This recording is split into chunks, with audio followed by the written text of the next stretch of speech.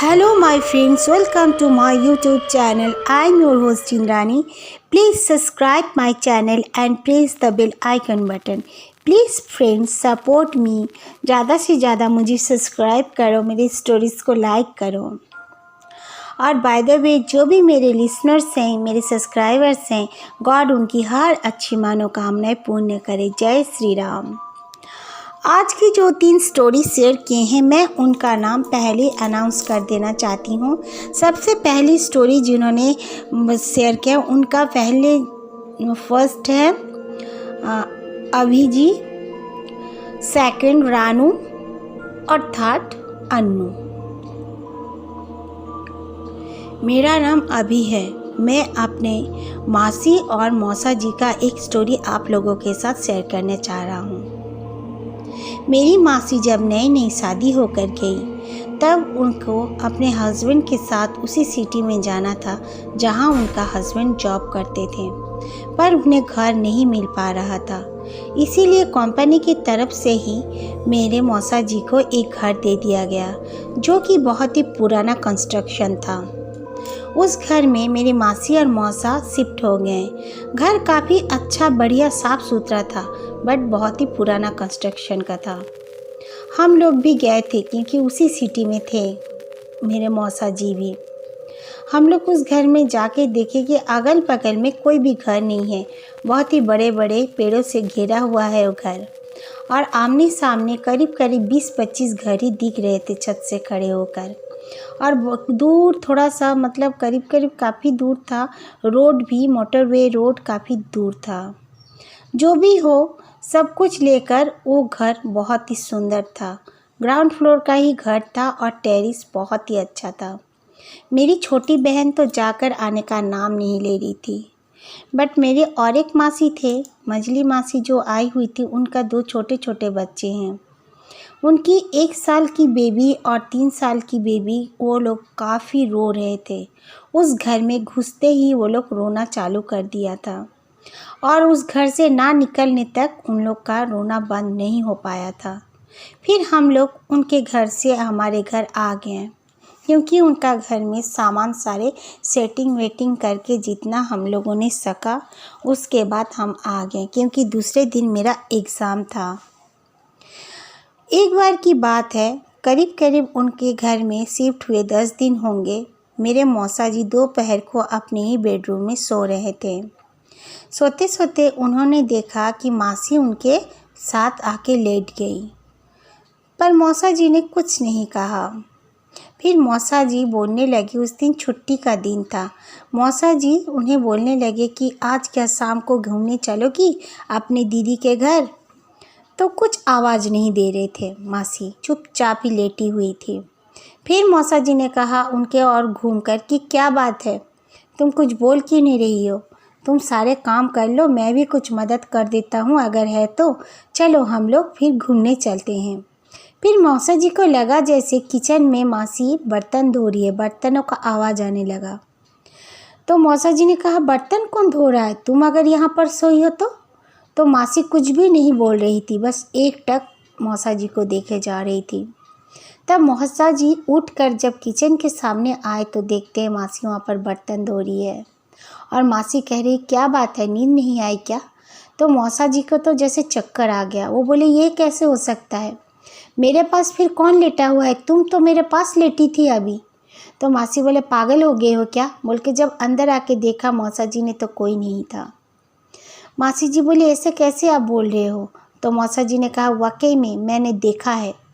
उसके बाद फिर शाम को वो हमारे घर आए, आकर कुछ भी नहीं कहा। उस दिन घूम घाम के चले गए। फिर 2 दिन 3 दिन कुछ प्रॉब्लम नहीं हुआ। उन लोग का करंट ऑफ हो गया था, तो उन लोग का एक बरामदा जैसा बना हुआ था जो कि बहुत ही सुंदर था, और वहाँ पर कोई भी लेट सकता था अपना चारपाई बिछाकर। और बाय द वे बहुत ही पेड़ होने की वजह से वहाँ गर्मी भी कम ही लगता था। तो मासी और मौसा दोनों सोचे कि आज हम लोग यहीं पे चारपाई बिछाकर सो जाएंगे जब तक लाइट ना आए। मासी अपने अंदर कुछ कर रही थी, मौसा जी सो गए। मौसा जी को नींद भी आने लगी थी ठंडी ठंडी हवाओं में। तो मौसा जी देखते हैं कि मासी नीचे बैठकर उनका हाथ पकड़कर बैठी हुई है।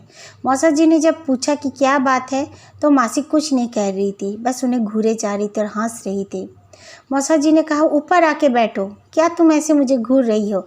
तब अंदर से मौसा जी ने देखा, मासी जी बोले, क्या हुआ, किससे बात कर रहे हो, क्या चाहिए?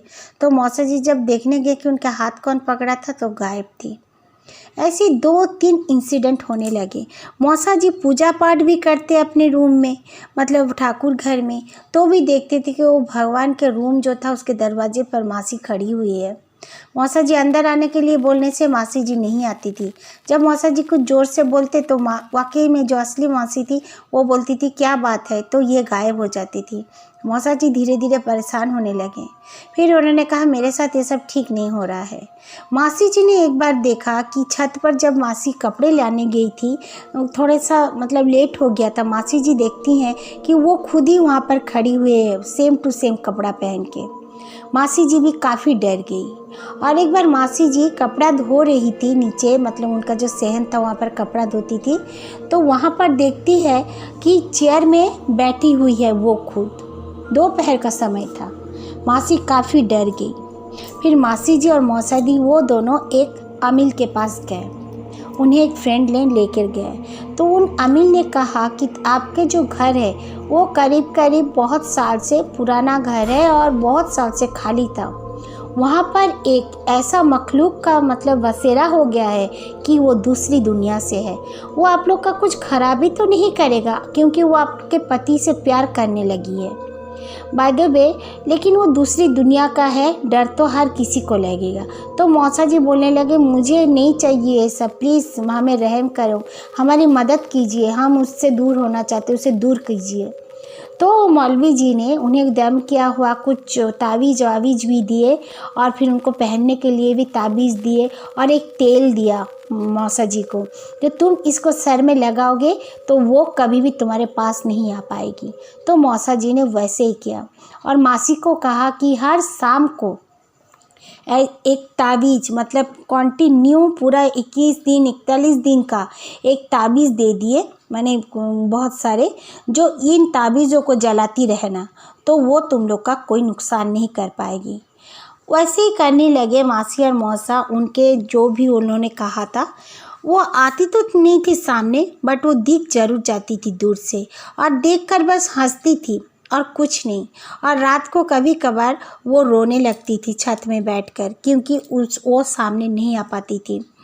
उन्होंने जब रोना सुना उसका, फिर से जब जाकर बोले कि ऐसे ऐसे हमारे छत पे और रोज़ रात को रोती है, तो मौलवी जी ने कहा कि डरो मत, वो कुछ नहीं कर पाएगी, तुम्हारा घर बिल्कुल हिसार में हो चुका है और बाय द वे वो कुछ नुकसान करने के लिए आई भी नहीं है, वो आपके पति से प्यार करने लगी है और फिर इसीलिए आपके पति के पास नहीं आ पा रही है बोल कर ही वो रो रही है, और कुछ नहीं, आप लोग चिंता मत करो, जाओ।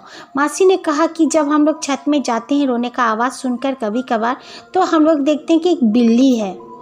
तो मौलवी जी ने कहा कि हाँ, वो उस रूप में आ जाती है, क्योंकि अभी अपने असली रूप में वो आने से डरती है, या तुम्हारा रूप वो ले नहीं पाती क्योंकि तुम ताबीज़ पहनी हुई हो। ये सब सुनने के बाद मासी और मौसा तो काफ़ी डरे हुए थे। जो भी हो, जैसा भी हो, दूसरे दुनिया के मखलूक के साथ हमारी दुनिया के इंसान कभी नहीं रह सकते। ये सोचकर मासी और मौसा जी ने हमारे करीबी एक छोटा सा रूम ले लिया और यहाँ पर शिफ्ट हो गए। उसके बाद भी मौसा जी को वो बाहर, कभी खिड़की के बाहर, कभी मतलब छत में वो ज़रूर दिख जाती है। अभी भी मौसा जी को देखती है, लेकिन मौसा जी फ़िलहाल बहुत पूजा पाठ करते हैं, गायत्री मंत्र पढ़ते हैं और अगरबत्ती दे के चालीसा भी पढ़ते हैं हनुमान जी का, तो थोड़ा सा उनका बहुत ही ठीक ठाक है और अभी वो 2 बच्चे का पापा भी बन चुके हैं। इसके बावजूद भी वो मखलूक मेरे मौसा जी का पीछा नहीं छोड़ती। ये सेकंड स्टोरी। मैं एक दिन अपने मामा के घर चली गई अपने मम्मी के साथ। मैं बहुत खुश थी क्योंकि मेरे मामा जी हमसे बहुत प्यार करते हैं। रक्षाबंधन था, मैं मामा जी के बेटों को राखी पहनाने वाली थी और ढेर सारा गिफ्ट भी मुझे मिलना था और मम्मी अपने भाई को। ये सब सोचकर मैं और मम्मी बहुत ही खुश हो रहे थे। बाय रोड हम दोनों चले गए। बिहार में हम लोग रहते हैं, पटना में। पटना से करीब करीब 3 घंटे की दूरी पर एक गांव है जहाँ पर मेरे मामा लोग रहते हैं। हम लोग जाने के बाद अपना अपना सब कुछ काम जब हो गया तो 2 दिन बाद ही हम लोग को लौटना था, क्योंकि मेरा स्कूल चालू था। हम लोग आ रहे थे। आते आते करीब करीब घर से निकले हुए आधा घंटा ही होगा, हमारा जो गाड़ी था उसका टायर पंचर हो गया। टायर पंचर होने के वजह से मम्मी ने मामा को फ़ोन किया तो मामा ने दूसरा गाड़ी लेकर आ गए। आकर हम लोग उस गाड़ी में बैठ गए और फिर हमारा गाड़ी जो था वो ड्राइवर ठीक करा के लाएगा बोल दिया। हम लोग वो गाड़ी में आ रहे थे। आते आते अचानक से बहुत ज़ोरों की बारिश होने लगी। हम लोग दोपहर के बाद ही खाना खाकर निकले थे। इतना ज़ोर से बारिश होने लगी कि ड्राइवर ने कहा कि थोड़ा सा साइड में हमें रोकना पड़ेगा। साइड में गाड़ी उसने रोक दिया। बहुत ज़ोर ज़ोर से तूफ़ान हवा आ रहा था। गाड़ी तब तक चला नहीं पा रहा था। धीरे धीरे जब तूफ़ान रुकी तो ड्राइवर ने कहा अब हम लोग चलते हैं। हम लोग चलते चलते देखते हैं कि बड़े बड़े जो पेड़ रोड में पड़े हुए थे, लेकिन हमारा आ जाने का रास्ता बचा हुआ था, इसीलिए हम लोग आ रहे थे उसी से। बहुत ही ड्राइवर भी डरा हुआ लग रहा था। फिर काफ़ी अंधेरा भी हो गया था आते आते। तब हम लोग जान भी नहीं पा रहे थे बजा कितना है। मैंने जब अपना फ़ोन निकाल के देखा तो 9 बज रहे थे। फिर मम्मी बोली जो यहाँ पर अगर होगा तो कोई होटल में हम लोग रुक जाते हैं भैया, मैं अपने हस्बैंड को फ़ोन कर दूँगी। लेकिन ड्राइवर ने कहा नहीं दीदी, यहाँ पर कोई भी होटल नहीं है, आप तो आना जाना करती हो, नहीं पता है आपको। तो माँ ने कहा ठीक है चलो घर ही चलो, लेकिन काफ़ी लेट हो गए हैं हम लोग। जाते जाते हम लोग देखते हैं कि कुछ लोग 2-4 आदमी एकदम जंगल, वहाँ पे कोई आबादी का कोई चांस ही नहीं है। 2-4 आदमी सफ़ेद सफ़ेद कपड़ों में, जैसे उनका कपड़ा पहना नहीं हुआ है, ओढ़े हुए हैं, वो लोग हमें रास्ता रोक रहे हैं, मतलब हमें बुला रहे हैं कि हमें भी ले चलो। लेकिन वो जो ड्राइवर अंकल थे वो रोकना नहीं चाहते थे। मम्मी ने कहा एकदम मत रोको, मुझे कुछ ठीक नहीं लग रहा है। फिर हम लोग एकदम आगे स्पीडली निकल गए वहाँ से। फिर 2 मिनट बाद देखते हैं वही आदमी लोग उसी तरह खड़े हुए हैं। मम्मी बहुत डर गई। मम्मी ने कहा ये सब क्या माजरा है। तो ड्राइवर ने इशारे से मम्मी को चुप रहने के लिए कहा। उसके बाद हम देखते हैं जो आदमी लोग हमारे पीछे खड़े थे, मतलब हमारे बुला रहे थे, रोकने का कोशिश कर रहे थे, वो लोग फिर से हमारे आगे हैं। वो लोग इस तरह आगे आगे रोड को पूरे कवर करके चारों खड़े हो गए हैं। तो भी ड्राइवर अंकल ने माना नहीं, स्पीडली उनके अंदर से गाड़ी को घुसा दिया, तो जैसे आर पार हो गया हमारा गाड़ी। मैं तो देखकर दंग रह गई। मेरी मम्मी ने कहा कि डरो मत बेटा, सब ठीक है। उसके बाद मम्मी बहुत ज़ोर ज़ोर से अपना माँ दुर्गा का चालीसा पढ़ने लगी और वो अंकल भी कुछ पढ़ने लगे। मैं तो काफ़ी डर सहम गई थी। फिर धीरे धीरे आते आते हम लोग देख रहे हैं कि पीछे से वो आदमी हमें फॉलो करके दौड़ते हुए आ रहे हैं, और वो आदमियों के शरीर में एक भी कपड़ा नहीं है, बिल्कुल विदाउट कपड़े के वो लोग दौड़ के आ रहे थे हमारे पीछे। दिख रहे थे वो थोड़े बहुत, लाइट जितने भी आ रहे थे उसमें वो लोग बाकायदा हमें दिख रहे थे। फिर भी हम लोग उस दिन भगवान का नाम लेकर शायद भगवान जी को हमारे ऊपर में आशीर्वाद होने की वजह से हम उस दिन बचकर आ गए। हमारे साथ ये इंसिडेंट घटा था, छोटा सा ही है लेकिन मेरे साथ घटा था, इसलिए मैंने आप लोगों के साथ शेयर किया। और ये थर्ड स्टोरी, मेरे पापा पुलिस अफसर हैं। मेरे पापा का तबादला हो गया दूसरे जगह में। हम लोग राउरकेला में रहते थे। पापा का तबादला भुवनेश्वर में हो गया। मैं डीएवी पब्लिक स्कूल में पढ़ती थी। मुझे पूरा मैट्रिक देकर ही वहाँ से जाना था, इसीलिए पापा अकेले ही अपने ऑफिस चले गए भुवनेश्वर में। फिर कहा कि इसका मैट्रिक हो जाने से तुम लोग भी तो आ जाओगी। पापा बताते हैं कि पापा जब वहाँ पे मतलब ट्रांसफ़र हुए उसके 3 दिन बाद पापा पेट्रोलिंग पे निकल गए थे। जाते जाते पापा को जैसे लग रहा था एक सुनसान सड़क पर ही एक छोटा सा बच्चा रो रहा है, काफ़ी जोर से। तो पापा ने उस ड्राइवर को कहा कि रोको, हम देखते हैं कौन बच्चा रो रहा है। तो वो जो ड्राइवर अंकल थे वो पुलिस ही थे। उन्होंने कहा नहीं सर, यहाँ पर गाड़ी रोकना अच्छी बात नहीं होगी, क्योंकि बहुत जन कहते हैं कि यहाँ पे प्रेत आत्माओं का वास है। पापा ने कहा पागल है जैसे बात मत करो, रुको मुझे देखने दो। पापा खुद ही अकेले उतर गए और इधर उधर देखने पर देखे कि पेड़ के नीचे एक छोटा सा बच्चा सोया हुआ है एक टोकरी के अंदर। पापा ने उसे उठाया तो बच्चा काफ़ी खूबसूरत था। तो पापा ने कहा चलो इसे लेकर हम लोग चलते हैं। लेकिन वो आदमी बोला सर मुझे कुछ ठीक नहीं लग रहा है, पहले भी कई जन बता चुके हैं यहाँ पे कि छोटा बच्चा का रोने का आवाज़ आता है, छोटा बच्चा को कोई भी उठाया है तो उसके साथ भी कुछ परेशानी हुआ है सर, अब वहीं पे छोड़ दो इस बच्चे को। तो बोले कैसे पुलिस हो तुम्हें पुलिस में नहीं होना चाहिए। उसे पापा ने बहुत डांट दिया। पापा अभी भी पछताते हैं कि उसे डांटा क्यों था उस समय, उसके बाद शायद मान लेते हैं। फिर वो जिस बच्चे को उठाए थे वो लेकर पापा आ रहे थे पुलिस स्टेशन। आते आते देखते हैं आधी रास्ते में वो बच्चा का रूप जैसे बड़ा से बड़ा होते जा रहा है, उसके आँखों का रंग भी चेंज होते जा रहा है, उसके कपड़े उस पर छोटे पड़ने लगे। पापा ने ये देखा था ही कि पापा ने कहा रुको रुको गाड़ी रोको बोलकर पापा ने दरवाज़ा खोलकर उसे पीछे फेंक दिया। जब फेंक दिया और ये अंकल जो ड्राइवर अंकल थे उन्होंने फुल स्पीड गाड़ी लेकर आगे बढ़ने लगे। पापा भगवान जी को याद करने लगे, लेकिन उनको जो बच्चा बड़ा सा शैतान का रूप ले चुका था वो इनका गाड़ी छोड़ने का नाम नहीं ले रहा था। वो गाड़ी के छत पर आके बैठ गया और बहुत ही जोर जोर से बजाने लगा और हंस रहा था और एक एक बार कुत्ते जैसा आवाज़ निकलने लगा, जैसे कुत्ते बोलते हैं उस तरह वो आवाज़ निकलने लगा।